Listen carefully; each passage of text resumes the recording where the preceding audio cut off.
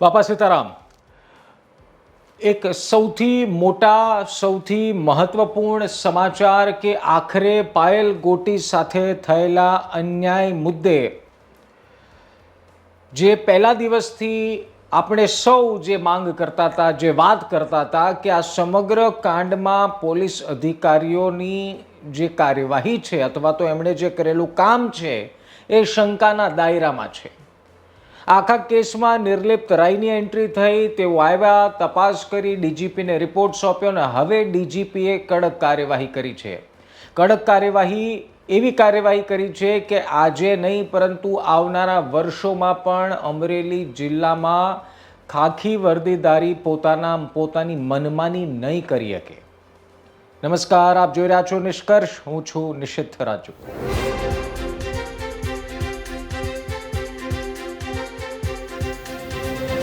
જો સાહેબ, અમરેલી મુદ્દે આપણે ઘણા બધા વિડીયો બનાવ્યા. એની પાછળનું કારણ હતું કે એક દીકરી સાથે થયેલો અન્યાય એ સાંખી લેવાય નહીં, એ સહન થાય નહીં. એ માટે અમે અમરેલી મુદ્દે સતત અમારી લડાઈ ચાલુ રાખી.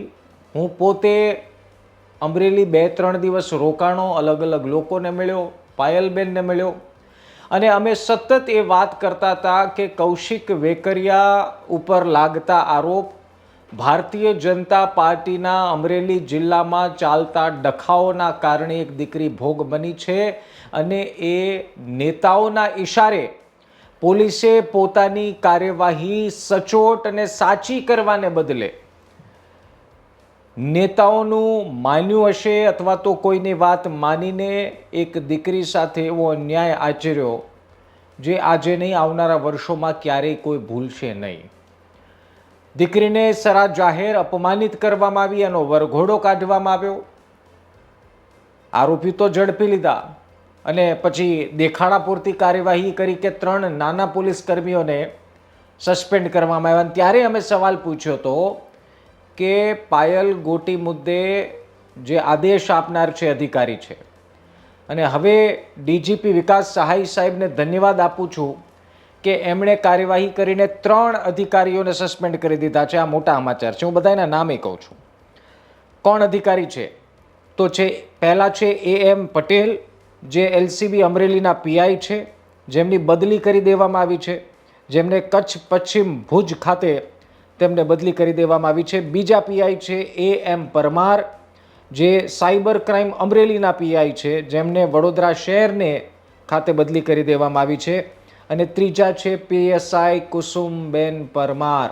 જી હા, કુસુમબેન PSI LCBમાં હતા, હવે એમની બદલી વડોદરા ગ્રામ્યમાં કરી દેવામાં આવી છે.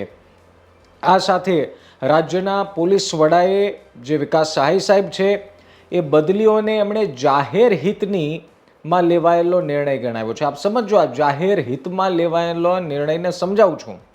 તેમણે સ્પષ્ટ શબ્દોમાં એ પણ કહ્યું છે કે પોલીસ તંત્રમાં ભ્રષ્ટાચાર અને ગેરરીતિ આચરનારા કોઈ પણ અધિકારીને બક્ષવામાં આવશે નહીં. જાહેર હિત એટલે શું? જાહેર હિત એટલે લોકોના હિતમાં. જ્યારે ડીજીપી આ રાજ્યના એવું કહેતા હોય કે આ બદલીઓ જાહેર હિતમાં કરવામાં આવી છે, એનો મતલબ એ થયો કે કંઈક ખોટું થયું હતું. નિર્લિપ્ત રાય સાહેબ આવ્યા અને એમણે જે તપાસ કરી એ વાત, આ કાર્યવાહી એ વાતની સાબિતી છે કે નિર્લિપ્ત રાય સાહેબે તટસ્થ તપાસ કરી, કારણ કે એમણે પોલીસે લીધેલા નિર્ણયોની તપાસ કરી હતી. એમણે તપાસ કરી, ડીજીપીને રિપોર્ટ સોંપ્યો. વિલંબ થયો, લાંબા દિવસો વીતી ગયા, પરંતુ આખરે એ પગલાં લેવાના બદલી કરી દેવામાં આવી. કુસુમબેન પરમાર, જેના પર પહેલા દિવસથી આંગળી ચીંધાતી હતી, તેમના નામ પર આરોપ લાગતા હતા, એ PSI LCBના કુસુમબેન પરમારની બદલી કરી દેવામાં આવી છે ને 2 PI. જો સમજો, પહેલા 3 કર્મચારીઓને જ્યારે સસ્પેન્ડ કરવામાં આવ્યા, કાર્યવાહી કરવામાં આવી, ત્યારે પણ અમે કીધું હતું કે આદેશ આપનાર મોટો અધિકારી છે. કોઈ પોલીસ કોન્સ્ટેબલ કે કોઈ નાના કર્મીનું કામ નથી કે અધિકારીની વાત સાંભળ્યા વગર કોઈનો વરઘોડો કાઢે કે તપાસ કરે.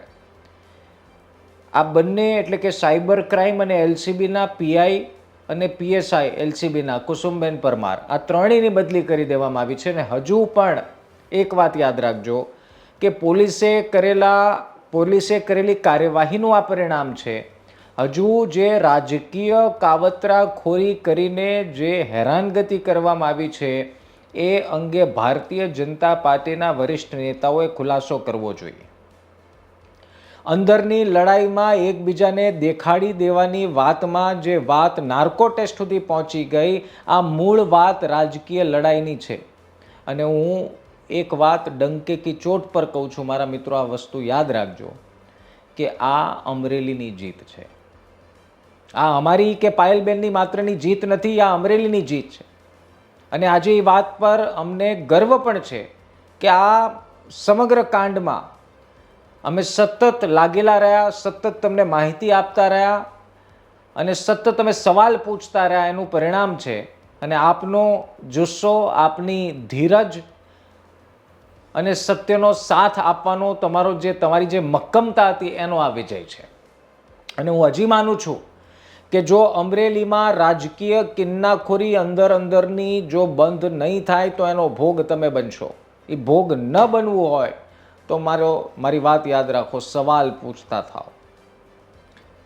સવાલ પૂછતા થાઓ. આ લોકોની ખોટી વાતોમાં, ખોટા વાયદાઓમાં ભરમાશો નહીં. વોટ લેવા હશે ત્યારે બે હાથ જોડીને નીકળશે ને પછી દેખાશે નહીં.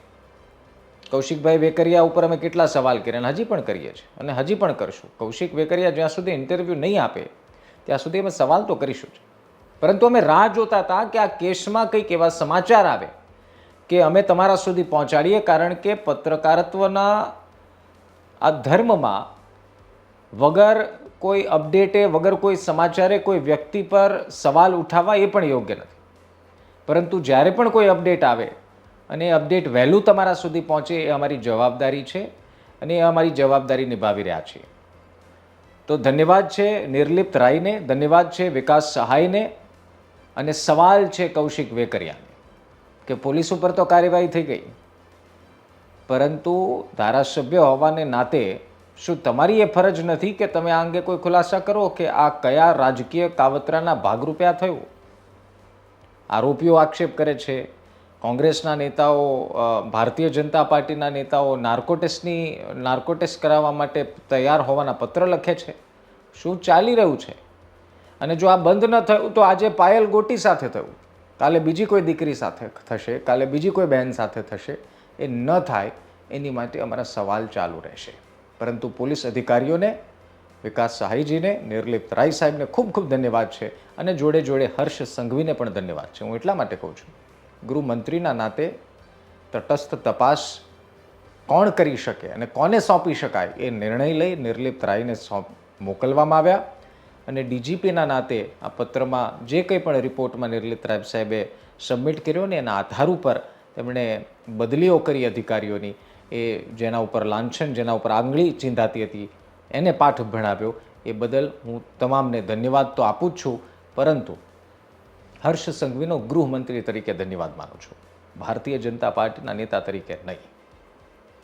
હર્ષભાઈ, આપ પણ ભારતીય જનતા પાર્ટીના વરિષ્ઠ નેતામાં આવો છો, મંત્રી છો, આ રાજ્યના ગૃહમંત્રી છો.